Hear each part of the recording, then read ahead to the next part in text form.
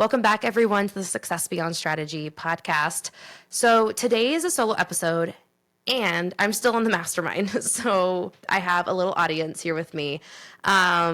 What's going to happen basically is I'm going to dive into a specific topic that I've been wanting to bring up, really a way for you to prepare for your week. But it's bringing in the idea of a little bit of strategy along with your intuition. And so at the end, once I kind of get through what I want to share with you all, I'm going to open up the floor if there's questions that come up from Lisa, Brooke, or Allie.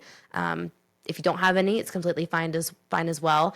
But the reason I'm bringing this topic up is because I've been talking to many different it's entrepreneurs, it's also just people in corporate where their schedules just seem a little, I'm not gonna say chaotic, but it's like going into the week not feeling prepared, not feeling like they have a way to make sure they feel good with what's gonna be happening in the week. And so I wanna say it was back in like January, February. So about at this point when I'm recording this live, it's been 4 or 5 months. I was working with someone else and decided to do a weekly prep checklist. And it was for Sundays specifically because Sundays made the most sense for her and even for me. That way, Monday morning, I kind of can still take it slow before I jump into the week. And so we created this checklist, and in it, it really blends for me exactly who I am, my priorities, and making sure that when I look at my calendar for the week, I have everything I need to on there. I get to assess, is there any meetings I need to cancel that are not pertinent right now because I need to prioritize something else? It's putting my health first. So making sure I'm giving myself time to work out in the morning or evening. Is it going for a walk or taking a break middle of the day? I'm actually building that into my calendar, but not just scheduling it out and saying, all right, this is how my schedule is. It's on a weekly basis, checking in based off of what I need that week and how I'm feeling. And for us women, it's even looking at our cycles and like, where am I at in my cycle? What kind of energy can I show up in? The best example I can give recording this right now is like next week, I know I'm down in Hickory for 2 days. So I know those 2 days are very different and I need to plan ahead. What does that travel time look like? What does meals for me look like? What does the meetings look like? Where am I going to meet? But I get to look at it leading up to the week. So the reason I bring all of this up is I challenge you to figure out, is there a day during the week? It could be your Friday afternoon before you go into your weekend. It could be your Sunday morning or afternoon before the week. It could be Monday morning when you wake up, but truly dedicating time to prepare for your week, for dedicating time to help you sit in and intuitively feel into what do you need that week. Maybe that week you need to cancel some of your meetings because you just need the space for both yourself, for your business, for your life, potentially things that are going on, and sitting and assessing with that. So giving you a few examples of what this could look like. And I'll just kind of run through my weekly checklist. I specifically have where I look at my week, where can I take 15-minute walks, breaks throughout the day? I specifically have 3 dogs at home, and I have to know when my husband's not going to be there and when I need to be dropping in at the house and taking that time to spend with them, burn their energy, feed them for lunch, and giving myself that break as well away from things.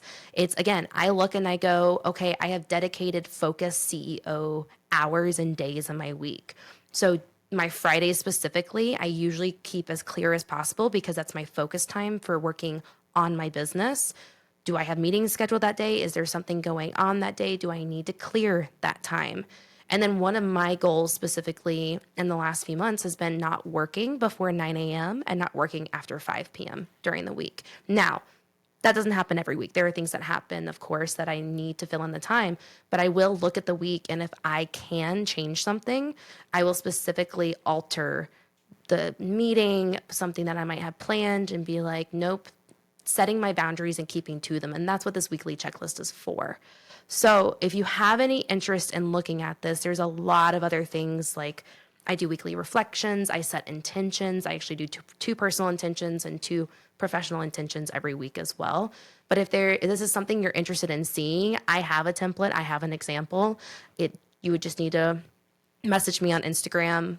You can connect with me below in the show notes. But again, felt called to share this because I think this is something when I've been talking to other business owners, they're not per se doing, they just kind of look on a day-to-day basis. So, it's Sunday, so you look at your Monday, what does Monday look like? And then Monday comes around and you look at Tuesday, but you're not maybe really looking at the full scope of the week. And so that's when things start to become overwhelming, a little chaotic, because you just have all these different moving parts when you're a business owner and you have your life you're living and you got to take care of yourself. So this gives you that chance to look at it a little bit more wholesome without looking at a whole month or a whole quarter at a time.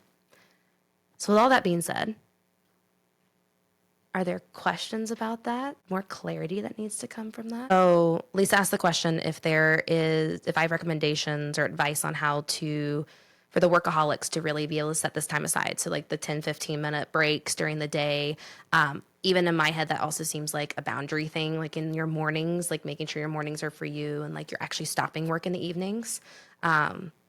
So my biggest advice is one, put on your calendar, like look at the schedule. And when you have an opportunity for 10, 15 minutes is like, put it on the calendar. Some people don't like their calendar. I know people who don't even follow the calendar even when things are on it. But I still say put it on there because it's going to remind you.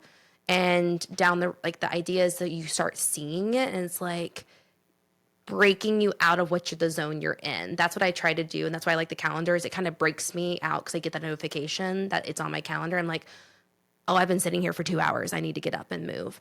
The other thing I would recommend doing is like for mornings and evenings, because my issue, and I know Allie, we talked about this the other day, which you were one of the inspirations for this episode, was I would be home and I would just work into the evening and it'd be 8, 9 o'clock. And I'm like not even realizing I didn't have dinner. And I'm just like, no, I have to get all these things done. And so creating some type of boundary. And I actually started with 7 p.m. So I got down to 5 p.m. now when I stopped working, but I had to start at 7. So if you're someone who works till 8, 9 o'clock at night, don't go straight to like, okay, I'm gonna stop working at 5 p.m. Like find that time that feels good right now that you can commit to and slowly work your way back. But I do a little ritual. And that could be something as simple as you step out of your house and go for a walk for 10 minutes at the end of the day to truly transition, especially if you work at home or remotely, there's not that good transition. Allie, I recommend to her lighting a candle because that can also just be that symbol of like starting your day and ending your day. Like that's what you know. But finding something that's very simple, doesn't take long, that helps you transition from one thing to the other. But that, again, is where when you're working at home, it can be really difficult. So put your office space or where you work, make sure it's not in a place that you also live your life if you can. If you can't, put away like your laptop and everything. But during the day is the hardest, and that's where it just takes repetition. And it might even be you start with only once a day and you just do 10, 15-minute walk break one time during the day. And then give that 2 weeks to get used to, and then add that second walk break during the day, and then build it up. Mine fluctuates day to day. It's obviously based on your meeting schedule, but that's the biggest thing I would say. So Brooke mentioned diving more into the intuition side.